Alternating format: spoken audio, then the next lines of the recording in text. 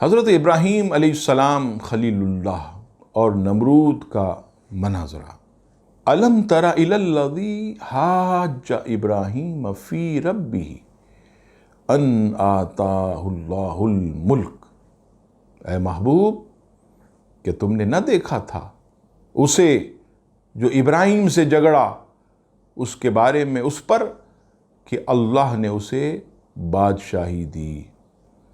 اس آیت کے تحت تفسیر روح البیان میں علامہ اسماعیل حقی علیہ رحمت فرماتے ہیں کہ یہاں جھگڑا کرنے والے سے مراد نمرود بن کنعان ہے۔ یہ پہلا بادشاہ تھا جس نے تاج پہنا اور رعایا پر ظلم و ستم کیا، خدائی کا دعویٰ کیا اور پوری دنیا پر اس اکیلے کی بادشاہت تھی۔ 800 سال اس کی عمر رہی، 400 سال بادشاہت کے روب و دبدبے میں گزارے اور 400 سال مچھر کے ڈنگ کے مزے لیتا رہا۔ مناظرے کی وجہ یہ تھی کہ نمرود نے حضرت ابراہیم خلیل اللہ سے پوچھا تھا کہ تمہارا رب کون سا ہے جس کی میں عبادت کروں؟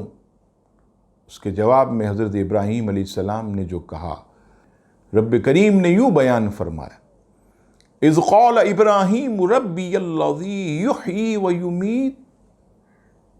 جبکہ ابراہیم نے کہا کہ میرا رب وہ ہے جو زندہ کرتا ہے اور مارتا ہے۔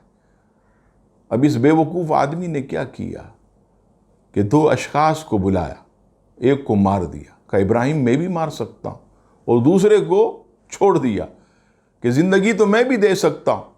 وہ بے وقوف زندہ کرنے اور مارنے کے فلسفہ ہی نہیں سمجھا۔ پھر حضرت ابراہیم علیہ السلام نے فرمایا، رب کریم نے یوں بیان فرمایا، قال ابراہیم فإن اللہ یأتی بالشمس من المشرق فأتی بها من المغرب۔ ابراہیم نے کہا کہ بے شک میرا اللہ سورج کو مشرق سے نکالتا ہے تو تو اس کو مغرب سے لے آ۔